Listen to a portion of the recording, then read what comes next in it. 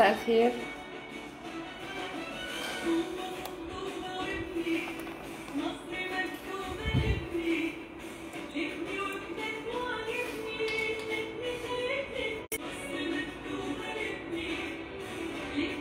مساء الخير. اللي معايا اونلاين يعرفني الصوت اخباره ايه. الصوت طمنوني على الصوت عشان نبدأ اللايف بتاعنا.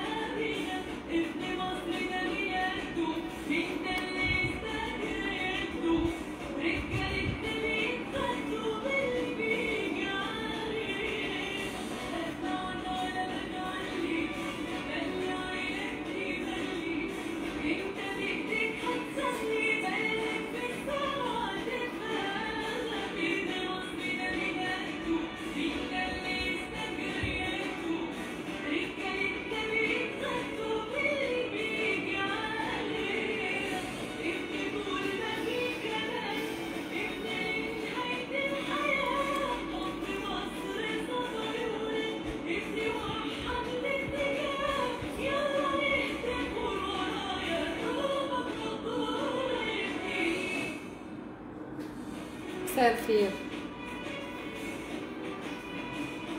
اللي معانا في اللايف يطمني على الصوت عشان ابدا.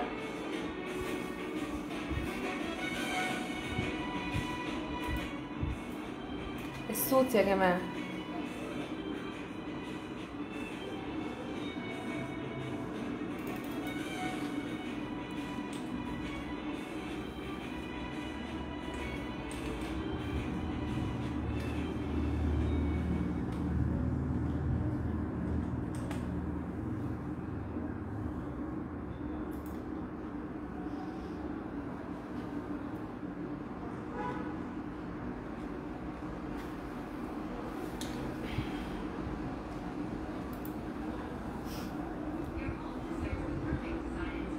مساء الخير.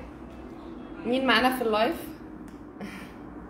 اتمنى اللي معانا في اللايف يعرفني اخبار الصوت ايه، عشان هنبدأ النهارده نتكلم عن منظومة استخراج التراخيص. في البداية حابة اقول لكم على حاجة مهمة جدا. دي قناتي على اليوتيوب، هسيب لكم اللينك بتاعها. مريم نشأت، عليها نفس الصورة اللي موجودة على الفيسبوك. هي فيها سلسلة حلقات متنوعة. أول حاجة اللي هي البيوت راحة، ودي بتتكلم عن استغلال المساحات، ازاي الإنسان يحس بالراحة في البيت، وحاجات كتير جدا تخص ست البيت واللي بيشطبوا بيوتهم. هنا بتكلم عن قانون البناء الجديد وعلاقته بالتطوير الحضري. ودي السلسلة دي هتلاقوا فيها ملخص عن لايف النهاردة واللايف بتاع الشهر اللي فات اللي كنت بتكلم فيه عن قانون التصالح.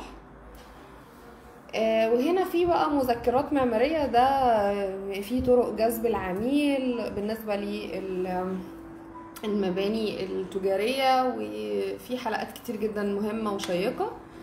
السلسلة دي موجود فيها خدمات المكتب عموما، خدمات مكتب سكتش في الغردقة، واخر حاجة لغة الالوان. السلسلة دي خاصة بالديكورات زي البيوت راحة. فهحط لكم اللينك بتاع اليوتيوب، لاني هنزل في سلسلة قانون البناء الجديد وعلاقته بالتطوير الحضري، هنزل ملخص اللايف بتاع النهاردة واللايف اللي فات بتاع التصالح. تمام.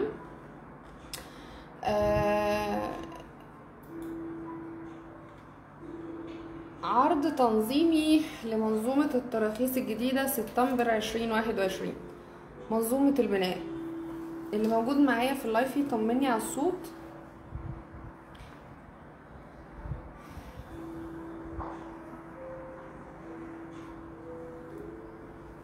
مساء الخير، اخبار الصوت ايه؟ اتمنى انه يكون بخير. تمام يا سارة، اهلا بيكي. طيب نبدأ اللايف بتاعنا النهاردة، وهو بيتكلم عن عرض تقديمي لمنظومة التراخيص الجديدة. انا وريت لكم اول سلايد في البروشور اللي مبعوت لي، وده كان مبعوت لي من مهندس شهير هنا في الغردقة اسمه المهندس نشأت كامل. هو الله يرحمه بعت لي الملف ده علشان برضو اعرضه عليكم من فترة كبيرة، بس حصل الدربكة بتاعت قانون التصالح وقفل اتبت فيها يعني، ف دي وقتها بقى حاليا بيبتوا في الملفات. ف نتكلم عن العرض التنظيمي، العرض التقديمي لمنظومة التراخيص الجديدة. هنتكلم ونحاول نشرح مع بعض ونرد على اسئلتكم. الاسئله كانت بتدور حوالين هي التراخيص شغاله هندسه ولا لا. اسئله دي كتير جدا بيسالوني الناس والعملاء.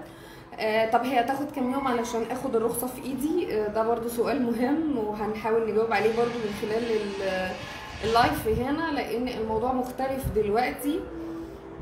موضوع استخراج الرخصه عن زمان بياخد مراحل معينه كده، ستيبس معينه لازم نعرفها الاول بعدين نرد على اسئلتكم دي. برضو اصدار الرخصه هيبقى او صلاحيه الرخصه دي هتاخد كام يوم؟ ده من الاسئله اللي بتتسال لي كتير. ليه القصه مش بتنجح مع كل الناس، مش بيقدروا ياخدوا رخصه بسرعه؟ ده برضو هنجاوب عليه في اللايف ده. وهنشرح ايه مراحل استخراج الرخصة.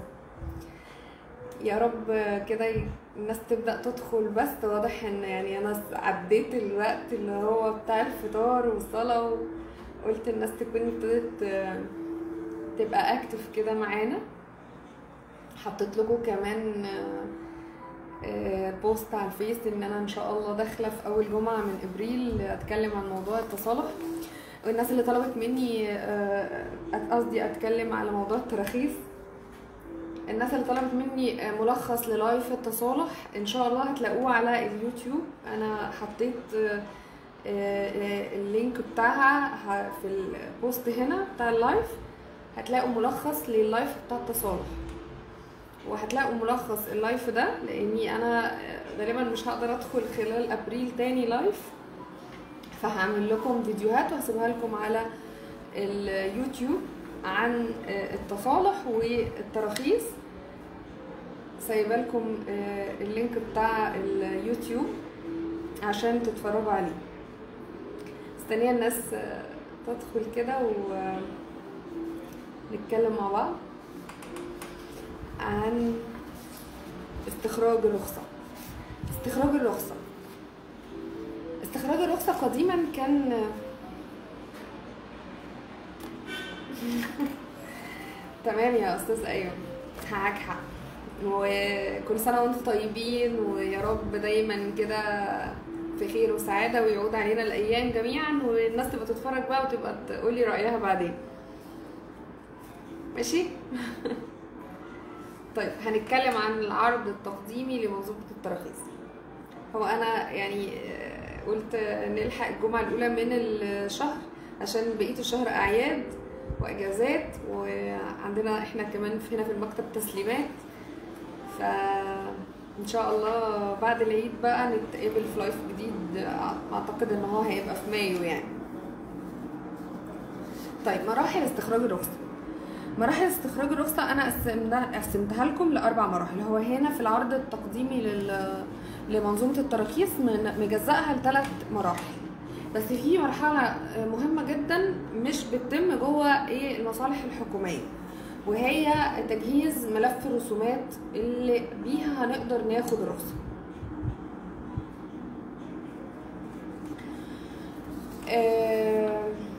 اول حاجه واول نقطه بنتكلم عليها هي الخطوه الاولى في مرحله التحضير وتقديم المستندات. تحضير لازم حضرتك قبل ما، وحضرتك طيب يا استاذ محمود، ربنا يخليك، اهلا بيك، منور لايف، من الناس الاصيله الجميله اللي هنا في الغردقه. شكرا يا محمود. اول مرحله وهي مرحله التحضير وتقديم المستندات. تاني مرحله وهي هي تجهيز الملف الرسومات الخاص باستخراج الرخصه، وبعد كده بتبدا تعمل استكمال الاجراءات علشان يبتوا في الرخصه بتاعتك. دي المرحله الثالثه.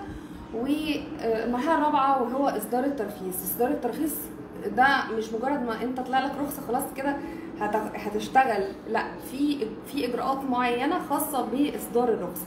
يبقى عندنا 4 مراحل لاستخراج الرخصه، هنتكلم عنهم في اللايف دلوقتي وهنعرفهم وهنقراهم وبالتفصيل. تمام؟ عشان خلينا متفقين، استخراج رخصه يعني حضرتك بتبني عماره في مصر، مبنى، وزي ما دايما بقول عماره جنب عماره جنب عماره، انت عملت شارع جنب شارع جنب شارع، انت عملت مدينه.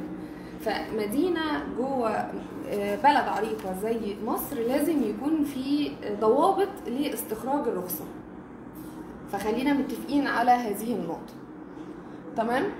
هقلب دلوقتي الكاميرا وهنشوف شكل العرض التنظيمي للتراخيص الجديده، او العرض التقديمي لمنظومه التراخيص الجديده اللي صدرت في سبتمبر 2021، لان هي فيها شرح مبسط لازاي ان انت تقدر تجيب رخصه، وعلاقه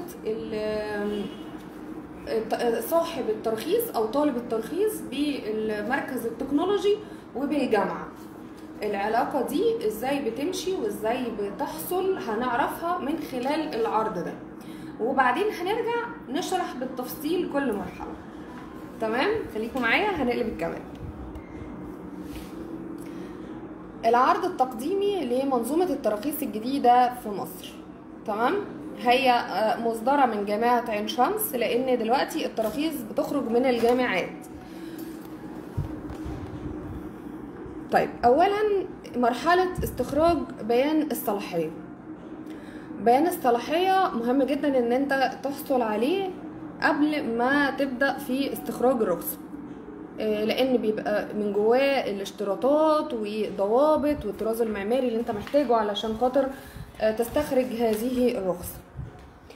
اول هام حضرتك المواطن اللي محتاج انك ترخص مبنى، فهو هنا راسم لك تشارت، ادي المواطن وطالب رخصة مبنى، فبيتوجه للمركز التكنولوجي بالمحافظة وبيطلب استخراج اول حاجة اللي هو بيان، اول مرحلة بيان الصلاحية.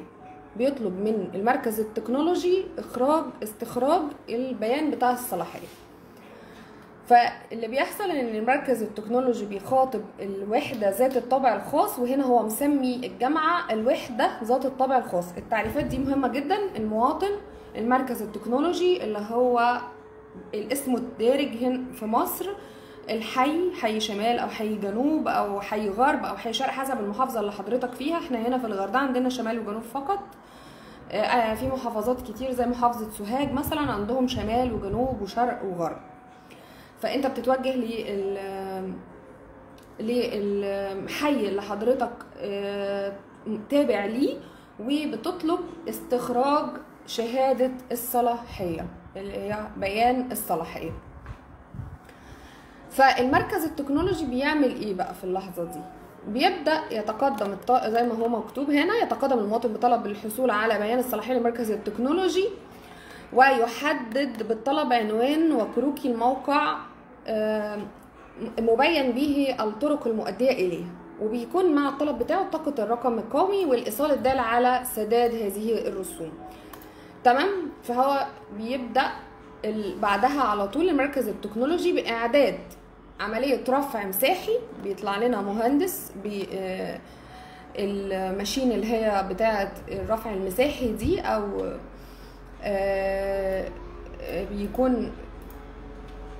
بيقوم بعملية الرفع المساحي والجيولوجي. يقوم المركز التكنولوجي بإعداد الرفع المساحي لقطعة الأرض، وذلك بواسطة في كذا جهة بتعمل موضوع الرفع المساحي ده. مش المركز التكنولوجي اللي بيعمل الموضوع ده، جهة عسكرية معتمدة، أو يعني اللي هي هيئة المساحة في العسكرية، أو مديرية المساحة، أو مركز شبكات المرافق بالمحافظة، أو وحدة المتغيرات المكانية. يبقى في كذا جهة ممكن تقوم لنا بموضوع الرفع المساحي ده. احنا هنا في الغردقة بنتوجه للمحافظة، بيكون في مكتب بيقوم بعملية الرفع المساحي ده. تمام. هنا بقى بيتم الارسال الطلب بتاع حضرتك ان انت عايز تعمل بيان لصلاحية الموقع، وبيبدأ الجامعة بتعمل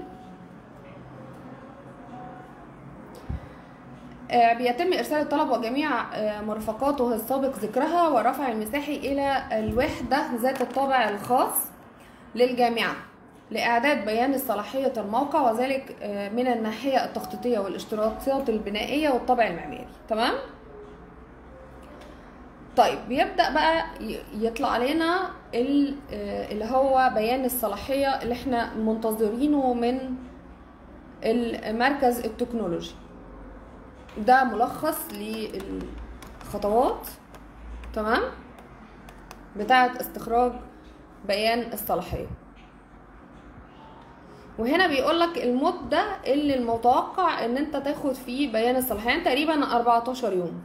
لما نيجي نجمع هنا 5 ايام وهنا اسبوع وفوق كان فيه يومين، الخطاب ده بيحصل بين الانترنال ده اللي هو بين الوحدة ذات الطابع الخاص اللي هي الجامعة والمركز التكنولوجي او الحي. الدورة دي بتاخد لها حوالي 14 يوم لغاية ما بتستلم في ايدك بيان صلاحية الموقع. ده شكل بيان صلاحية الموقع. بيبقى فيه هنا كروكي الموقع بالشوارع والمحيطة بيك، وهنا بيكون فيه صورة من على جوجل ايرث او صورة فضائية زي ما بيقولوها يعني. تمام. ده بيكون نموذج صلاحية الموقع من الناحية التخطيطية والاشتراطات البنائية. اهو ادي الكروكي، بيبقى نموذج شبه كده، حتة الارض بتاعتك مقاساتها وعروض الشوارع والجيران. تمام. ومساحة طبعا قطعة الارض وابعاد قطعة الارض واتجاه الشمال والحدود. ده شكل الصورة الفضائية اللي بتتاخد للموقع اهو من جوجل ايرث. المصدر بيكون جوجل ايرث، بيبقى مكتوب هنا المصدر بتاعك، وهنا ده شكل بيان صلاحية الموقع من الناحية التخطيطية. وبيبقى ظاهر فيها تاريخ الطلب، رقم الطلب، الاسم، الرقم القومي، والبيانات بتاعة الموقع اذا كان رقم القطعة، الشارع، حي، المدينة، المنطقة، المحافظة، مساحة الارض. ده اول مرحلة. اول ما حضرتك بتحصل على بيانات الموقع وشهادة الصلاحية، انت كده جاهز للمرحلة اللي بعد كده.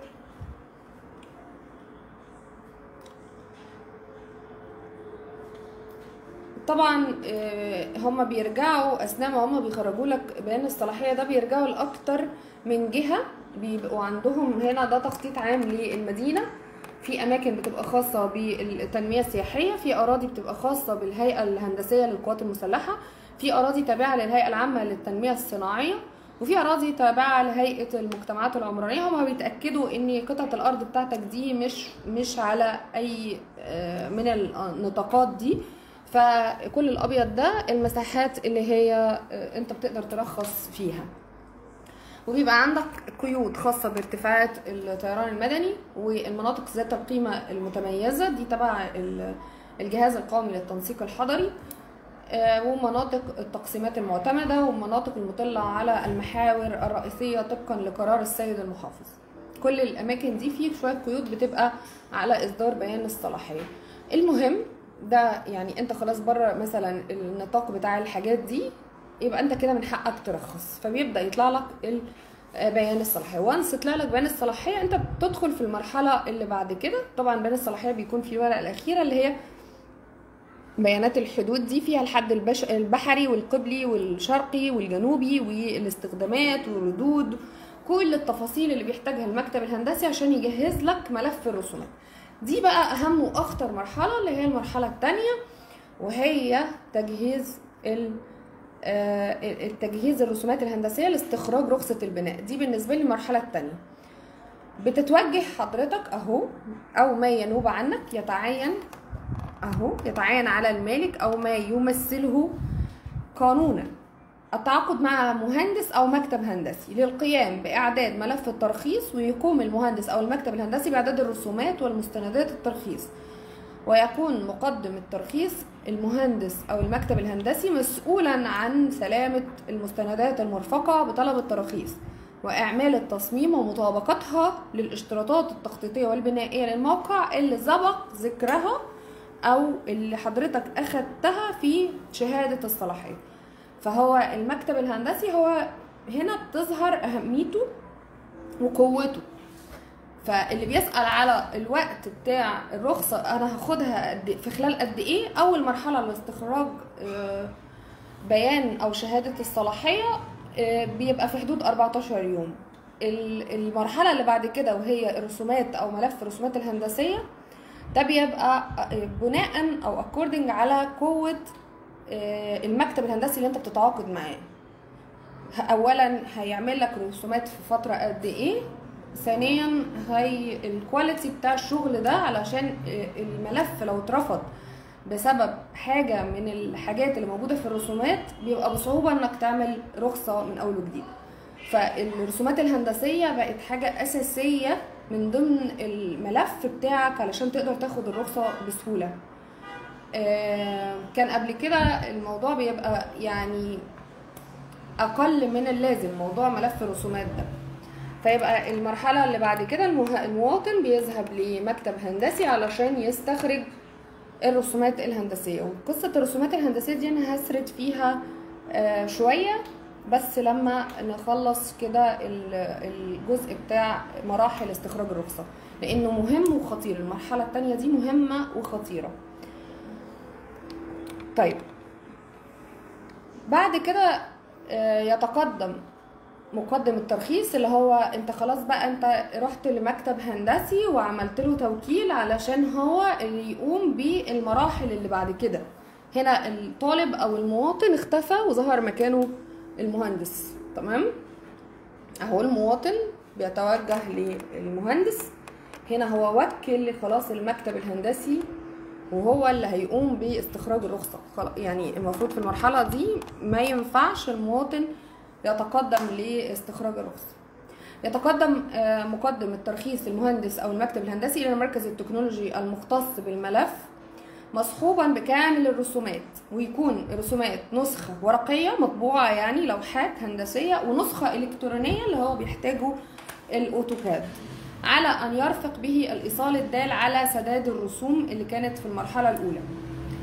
يلتزم المركز التكنولوجي المختص باستلام الملفات وتدوين كافة المستندات والرسومات وإعطاء الملف رقم تسلسلي مؤرخ، علشان هنا لازم الفترة هتبقى بتتعدى عليهم في المركز التكنولوجي. أنا سلمت بياناتي كاملة ودنيتي تمام، أنا المفروض في خلال شهر تكون الرخصة معايا لأني أنا ماشي مظبوط. ده فرض إن هو عمل كل حاجة تمام. وإعطاء الملف رقم تسلسلي مؤرخ وإرساله إلى الوحدة ذات الطابع الخاص في مدة لا تتجاوز يومين من تاريخ تقديم الملف. يعني بعد ما بنقدم ملف الرسومات الهندسية بنرجع ناخد الرقم التسلسلي الخاص بالرخصة بتاعتنا دي، وبنتأكد إن هما كده تمام قبلوا الملف. طيب هو كده خلاص هتطلع الرخصة؟ لأ. ليه؟ لان المركز التكنولوجي مش هو اللي هيبت فيها. مين اللي هيبت في الرخصه بتاعتنا؟ الجامعه. طيب المركز التكنولوجي هياخد الملف بتاع حضرتك ده ويبدا يوديه للجامعه، والجامعه هتبدا تراجعه. هنا بيقول يلتزم المركز التكنولوجي المختص باستلام الملف ده الملخص اهو، وان هو لا يتجاوز اليومين. تاخد التسلسل بتاعك، لازم ضروري جدا تاخد رقم التسلسلي المؤرخ اللي بيأكد ان انت قدمت طلب استخراج رخصة. تمام؟ طيب بعدها بقى تقوم الوحدة ذات الطابع الخاص بمراجعة. يعني هنا بقى المركز التكنولوجي بعت الرسومات بتاعت حضرتك للوحدة ذات الطابع الخاص اللي هي الجامعة الخاصة بالمنطقة بتاعتك. تقوم الوحدة ذات الطابع الخاص بمراجعة والفحص والتأكد من مطابقة الرسومات المعمارية. هنا أهم حاجة الرسومات المعمارية بتاعتك تكون مطابقة للاشتراطات التخطيطية والبنائية والطابع المعماري للموقع طبقا لبيان الصلاحية اللي احنا أخدناه في المرحلة الأولى بتاعة الموقع، المعتمدة من الجهات الإدارية ومطابقة للأكواد والمواصفات الفنية، وإرسال الملف بعد اعتماد الرسومات الهندسية إلى المركز التكنولوجي المختص. يعني هم هيراجعوا الرسومات الهندسية وهيرجعوه تاني للمركز التكنولوجي المختص في مدة لا تتجاوز أسبوعين من تاريخ وروده من المركز التكنولوجي. يعني بعد ما بتاخد اللي هو الملف التسلسلي بتاع حضرتك خلال أسبوعين هيكون في فحص لملف الرسومات بتاعك.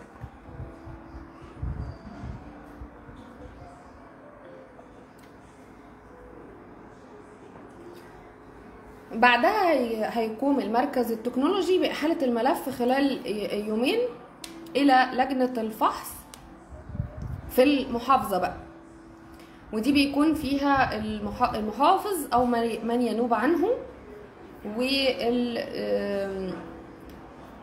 وبيكون في لجنة كده بتتشكل هنا في المحافظة متكونة من المركز التكنولوجي المختص، الإدارة الهندسية المختصة، الشؤون القانونية، وحدة المتغيرات المكانية والتخطيط العمراني والوحدة الحسابية، زي مراجعة خاصة بالمحافظة. يعني هو بعد ما بيتأكد ان انت التصميم بتاعك مطابق لكل اشتراطات البناء والطراز المعماري اللي مرسل ليك، بيبدأ يرجعه للمحافظة عشان يتأكد المحافظ ان او المكان هنا في المحافظة اللي انت فيها ان هو مطابق لاشتراطات الخاصة بالمحافظة، ان في اشتراطات عامة خاصة بالجمهورية وفي اشتراطات خاصة بكل محافظة. وبتقوم لجنة الفحص بمراجعة الترخيص وصحة الإجراءات وتحديد الرسوم المطلوبة بقى. يعني كل بقى محافظة وليها رسوم خاصة بيها بتتحدد بناء على الاشتراطات اللي خاصة بالمحافظة، وإيداع محضر الاجتماع المعتمد منها بملف الترخيص وإرسال الملف إلى المركز. الكلام ده المفروض ان هو لا يتجاوز الأسبوع. تمام؟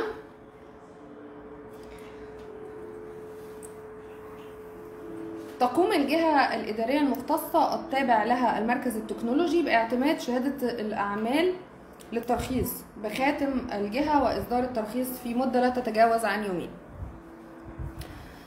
هنا بقى بيحصل ان بيطلب منك يتم تسليم المالك او ما يمثله قانونيا الترخيص، هتستلمه بس على شرط انك انت لازم هتوقع على اقرار. الاقرار ده هنعرف تفاصيله فيها ايه تقريبا، يعني بنموذج اصدار التراخيص وتسليم. لازم قبل ما تستلم الرخصة لازم هتمضي على هذا الاقرار وهتسلم عقد اشراف. العقد الاشراف ده بيكون بينك وبين المكتب الهندسي اللي انت فوضته عشان يقدم لك التراخيص، وبيكون في عقد مقاولة بينك وبين المكتب الهندسي وبين مقاول هيقوم بالتنفيذ، وقيام المشرف اللي هو المكتب الهندسي او المهندس والمقاول بالتوقيع. يعني انتوا الثلاثة هتوقعوا في قلب المركز التكنولوجي، وبيسجل اسم المهندس او المكتب المشرف والمقاول بأورنيك الترخيص. يعني الاثنين اللي هم المهندس والمقاول الاثنين هيتسجلوا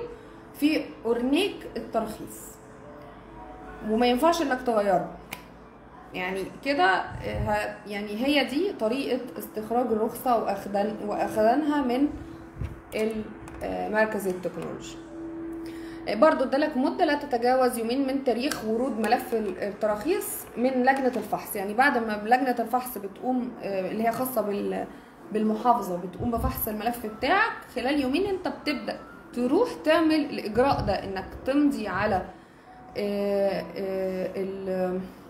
التعهد، وهنعرف نموذج التعهد ده بيكون فيه ايه، ويكون معاك مهندس بيمضي على عقد الاشراف، ويكون معاك مقاول بيمضي على عقد المقاولة عشان تقدر تستلم الرخصة. تمام؟ يبقى كده انت استلمت الرخصة. طب في حالة بقى ده الملخص بتاع خطوات استخراج الرخصة، وهي انك يتعين على المهندس باعداد الرسومات. انت بتفوض مهندس وهو بيعد الرسومات اللازمه. تاني خطوه اللي هو المركز التكنولوجي بيبعت الرسم بتاعك للجامعه. الجامعه بتقوم بالفحص للملف وتتاكد ان هو مطابق للاشتراطات التخطيطيه والبنائيه والطابع المعماري وصلاحيه الموقع، بيان صلاحيه الموقع المرسله ليك.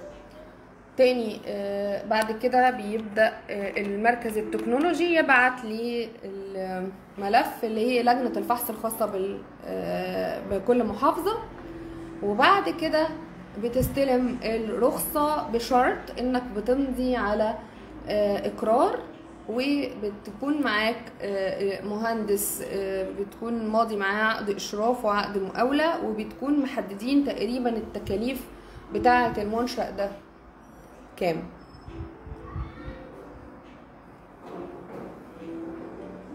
هنا بقى بيتكلم ان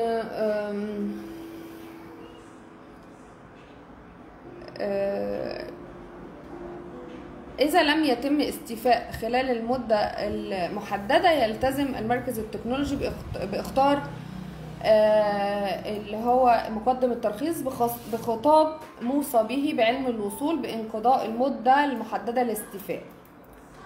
يتم رفض طلب الترخيص في حالة القيام طالب الترخيص بتقديم الاستيفاءات غير الكاملة، ويقوم المركز باختار المقدم الترخيص بخطاب موصى به.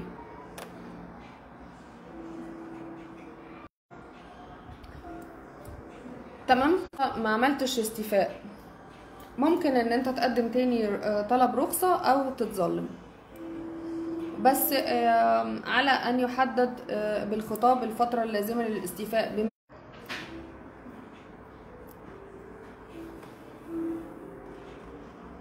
شكرا.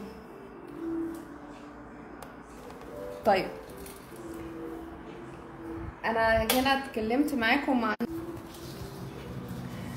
طيب احنا كده لخصنا الموضوع بتاع استخراج الرخصة في 4 مراحل. المرحلة الأولى اللي هي شهادة الصلاحية استخراجها، والمرحلة الثانية اللي هي بيان صلاحية الموقع. تمام؟ والمرحلة الثانية اللي هي مرحلة الرسومات الهندسية. تمام؟ والمرحلة الثالثة اللي هي مرحلة تقديم الملف بقى، والرخصة هتبدأ ان هي تتفحص عشان يتفحص الملف عشان تطلع الرخصة، وبتتم بمرحلتين: فحص من خلال الجامعة، وفحص تاني من خلال المحافظة، ولجنة كده بتتشكل. وبعد كده بتستلم الرخصة، بس بيكون لازم يكون معاك المهندس اللي هيقوم بالاشراف، بيكون في عقد اشراف وبيكون في عقد مقاولة، وانتوا الثلاثه بتمضوا في المجلس او في الحي. طيب مرحله الرسومات الهندسيه، ودي انا قلت حابه ان اتكلم فيها شويه. هو هنا بيطلع لك اشتراطات وحاجات معينه لازم المكتب الهندسي يلتزم بيها وهو بيخرج الرسم الهندسي ده. طراز معماري معين، اشتراطات بناء بطريقه معينه، ارتفاعات، حدود، ردود، حاجات كتير جدا. فاهم حاجه بتهمهم في الملف ده لما بيروح للجامعه ان يكون المبنى امن على حياه الاشخاص اللي هيعيشوا جواه، تامين مباني، الاسانسير، تفاصيله، مكانه، لان الاسانسير من الحاجات المهمه جدا اللي في اي مبنى بيزيد عن 3 ادوار. كمان طريقه التاسيس بتاعه المبنى دي والوصلات اللي هتجيله علشان يبقوا عارفين الاحمال اللي هتبقى على المنشأ، عدد الوحدات، الانشطه دي من اهم النقط واهمها على الاطلاق، اللي هو هيبقى سكني، تجاري، اداري. وما ينفعش انك تغير فيه. ده من ضمن الحاجات اللي انت بتمضيها في الاقرار، ان انت ما ينفعش تغير النشاط اللي انت هترخص بيه. يعني لو رخصت المبنى على انه سكني ما ينفعش تعمله تجاري، لو رخصته على انه تجاري ما ينفعش يبقى سكني، لو عملته سكني ما ينفعش يبقى اداري كده. فدي الحاجات اللي انت بتمضي عليها في التعهد. فلازم بتحدد انت كل دور والانشطه بتاعته والتصميم بتاعه بيبقى واضح ليهم في الملف. طيب، الضوابط التي يتعهد بها اللي قلنا بيمضي عليها وهو بيستلم الرخصه. اول حاجه الحصول على تصريح الحفر من الجهه المختصه بالحفر، وضع لافتة موضح عليها بيانات الموقع والأعمال المرخصة بوضوح طبقا للنموذج الوارد باللائحة التنفيذية للقانون، عدم وجود أي تعديلات جوهرية تخالف الترخيص والرسومات اللي خرجت دي مع الرخصة. يعني بعد ما بتعمل الرسم صعب انك انت تعدل فيه، خلاص انت كده تعاقدت مع الدولة انك هتنفذ المبنى بالشكل ده. عدم تغيير استخدام اي وحده من وحدات العقار الا بعد الحصول على موافقه الجهه الاداريه المختصه كتابيا. يعني لو انت عايز تغير في حاجه في وحده من الوحدات، المفروض ان انت بتعمل زي تعديل كده غير جوهري وبيتمضي عليه وبيتوافق عليه قبل ما تنفذ. يعني قبل ما تنفذ. عدم استخدام الاماكن المختصه لايواء السيارات لغير الغرض منها، لان انت لازم يبقى عندك اماكن للجراجات عشان العربيات اللي بتركن في الشوارع دي.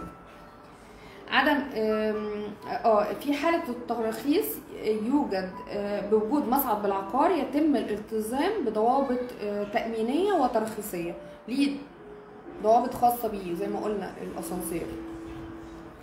في حالة خضوع المبنى لأحكام الكود المصري لأسس التصميم واشتراطات التنفيذ لحماية المنشآت من أخطار الحريق، يبقى أهم حاجة في الرسومات إن أنت يبقى عندك الأسانسير وخطر الحريق. هو عايزين يبقوا متأكدين إن اللي هيعيشوا في المنشأ ده ويناموا ويصحوا وكده يبقوا في أمان، مفيش حاجة هتهدد أمانهم.